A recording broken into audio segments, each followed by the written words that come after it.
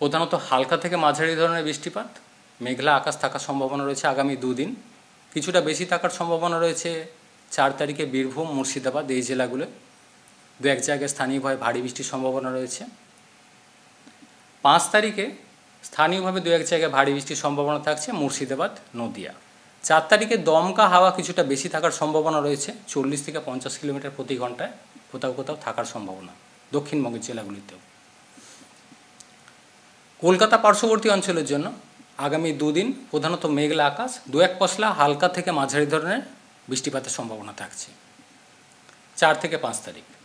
6 তারিখ থেকে কলকাতা পার্শ্ববর্তী অঞ্চলের জন্য বৃষ্টিপাতের পরিমাণ কমবে, মেনলি হালকা ধরনের বৃষ্টিপাতের সম্ভাবনা 6 তারিখেও থাকছে এবং পরবর্তী কয়েকদিন বিক্ষিপ্তভাবে হালকা বৃষ্টির সম্ভাবনা কন্টিনিউ করবে।